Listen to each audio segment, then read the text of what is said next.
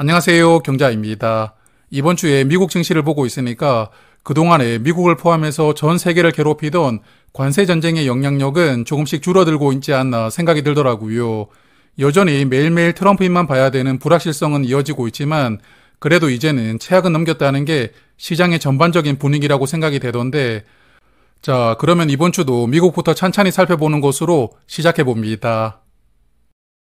이번 주에 미국에서는 특별히 말씀드릴 만한 지표가 발표되지 않았더라고요. 시장 분위기만 전반적으로 살펴보면 일단 미국 3대 지수가 크게 올라갔는데요. 나스닥은 거의 일주일 동안에 8% 넘게 상승을 했고 S&P 500은 6%, 그리고 다우존스가 4% 상승을 했으니까요. 그동안에 불안한 모습을 계속 노출하고 있던 미국도 이제 다시 정신을 차린 것 같고 그동안의 큰 하락을 빠르게 회복시키는 그런 저력을 보여주고 있습니다. 그리고 요즘에 관세 관련된 뉴스를 보고 있으면 특별히 해결되는 부분은 아직까지는 없더라고요.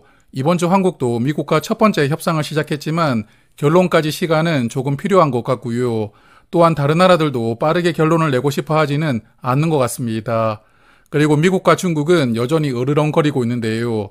특히 재미난 부분이 진실 게임이 펼쳐지고 있더라고요. 간밤에 미국에서 트럼프가 중국과 협상이 잘 되고 있다 하면 시장이 상승을 하고, 그렇지만 다음날 낮에 중국에서 협상을 하지 않는다, 가짜뉴스다, 그러면 선물이 내려가는 그런 흐름이 매일매일 반복되고 있는데, 여하튼 말 한마디에 시장이 반응하는 흐름은 이번 주 내내 나왔습니다. 그래서 사실 미국이 진실을 말하고 있는 것인지 중국이 진실을 말하고 있는 것인지는 모르겠거든요.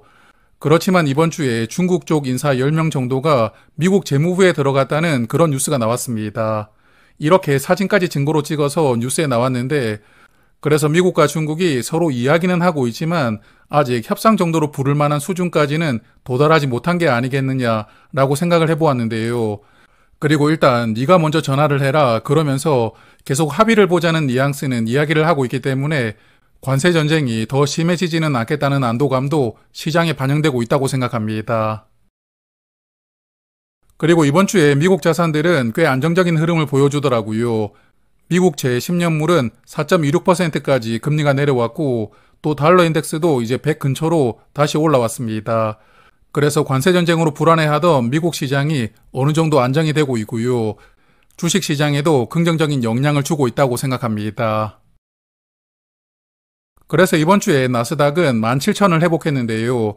관세 전쟁이 시작되고 15,000도 단번에 깨버렸지만 그래도 다시 회복을 시키면서 17,000까지는 빠르게 올라왔거든요. 일단 현재 분위기가 더 험악해지지만 않는다면 나스닥이 다시 한 번 더 급락하는 그런 흐름은 나오지 않을 것으로 기대합니다. 그래서 16,000 정도는 저점으로 지지를 해주면서 시장 분위기에 따라 18,000을 도전해 볼 것으로 예상을 하고 있는데, 여하튼 다음 주에도 조금 더 좋은 흐름이 연결되기를 바라봅니다. 그리고 미국 계좌를 보면 JPQ가 3%까지 주가가 올라왔더라고요. 지난번에 물을 탔던 보람을 느끼고 있고 JPI도 평단가를 회복했고요. 그리고 디보는 아직까지 마이너스 2%로 조금 어려운 상황입니다. 요즘에 슈드도 그렇고 미국 배당주들이 조금 어렵다는 생각이 들더라고요. 그래서 미국 배당주들은 이번에 조금 적게 빠진 것도 있겠지만 회복도 아주 느리게 하는 그런 흐름을 보여주고 있는데요. 그래도 당분간은 조금 지켜봐도 괜찮지 않을까 생각을 하고 있습니다. 자, 이제 한국장입니다. 한국장도 이번 주에 2% 정도 상승을 했고요. 2,500 중반까지 회복을 했는데 요즘에 한국 시장을 보고 있으면 미국장의 영향을 받고 있기는 하거든요. 그렇지만 미국에 떨어질 때는 못 내려간다고 버티고 있고 또 이번 주처럼 크게 올라올 때도 저는 힘들어서 요 정도까지만 가겠습니다 하면서 약간 적은 변동성을 보여주는 것 같거든요. 그래서 이번 주에 한국 시장은 2% 상승을 했지만 그래도 미국을 보고 있으니까 조금 아쉽다는 생각이 살짝 들었습니다. 그리고 투자자별 매매 동향을 보면 외국인의 매도세가 크게 줄었는데요. 이번 주에도 팔기는 팔았지만 그래도 1,000억 원 정도만 매도하면서 이제 미국 시장이 반등을 하다 보니까 외국인도 계속 팔기는 부담스럽다고 느껴지는 그런 한 주였다고 봅니다. 그리고 개인 투자자가 약 8,000억 원 매도하면서 많이 정리하셨고요. 기관총에서는 금융투자가 7,000억 원, 그리고 연기금이 약 3,000억 원 매수를 하면서 개인 투자자들의 물량을 많이 받았던 한 주입니다. 그리고 이번 주도 외국인은 선물을 많이 매수를 하더라고요. 이번 주에 약 8천억 원을 매수하면서 저번 주와 이번 주 선물을 강하게 매수를 하고 있는데요. 현물은 여전히 팔고 있지만 그래도 선물을 매수를 하고 있으니까 혹시 시장이 상승한다면 그걸 해치하려는 움직임은 보여주고 있는 것 같습니다. 여하튼 외국인이 선물을 매수를 하고 있으니까요. 한국 증시도 조금 더 상승할 수 있지 않을까 그런 기대도 살짝 해보고 있습니다. 자, 그러면 ISA 계좌를 볼 텐데요. 이번 주에는 매도를 조금 했는데 일단 타이거 미국 필라델피아 반도체를 8,200원 정도에 100주를 매수하면서 물을 탔었거든요. 그리고 금요일에 평단가를 회복했기 때문에 물을 탔던 수량은 다시 덜어내었고요. 그리고 ISA 계좌에 현금이 거의 없다 보니까 타이거 은행을 50주씩 2번 매도를 했고 현금을 조금 만들어 두었습니다. 그래서 이번 주에 매매했던 종목 중에서는 타이거 반도체만 조금 말씀을 드릴 텐데요. 이 종목은 엔비디아와 브로드컴 그리고 TSMC를 약 15% 이상 담고 있고 이외 주요 반도체 관련 종목 7개를 더해서 딱 10개만 투자를 하는 상품이거든요. 그러므로 엔비디아와 브로드컴의 주가 흐름에 영향을 크게 받는 그런 상품입니다.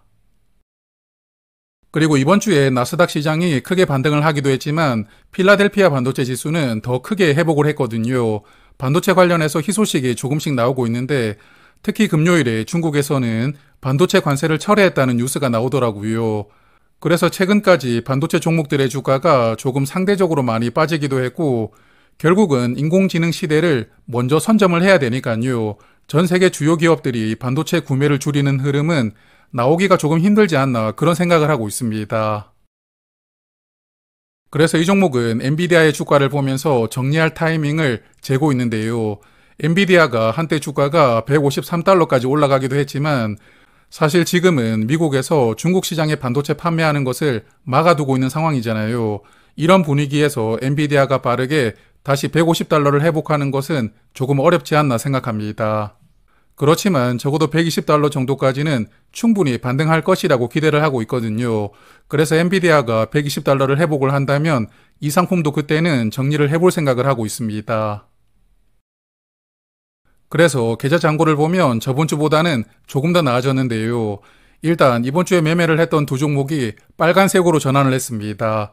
타이거 반도체는 조금 전에 말씀을 드린 것처럼 엔비디아의 주가를 보면서 판단해 볼 생각이고요. 타이거 은행은 현재 750주를 보유하고 있는데 주가가 조금 더 상승한다면 50주를 더 매도를 하고요. 700주는 남겨서 계속 배당금을 받을 생각입니다.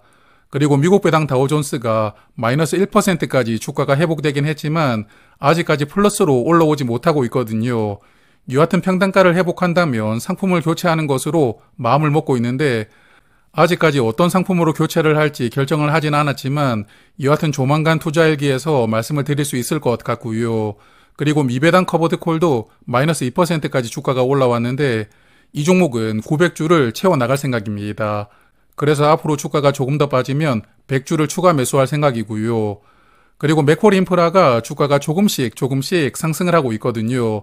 조금만 더 상승을 해준다면 평단가를 회복할 수가 있게 되는데 6월 배당 낙전에 그렇게 되길 기대를 해봅니다. 그리고 JR리츠도 2,700원을 한번 넘어보려고 예를 쓰고 있으니까요. 배당 기준일이 다가올수록 주가는 조금 더 상승할 수 있지 않을까 그렇게 생각을 해보고 있고요.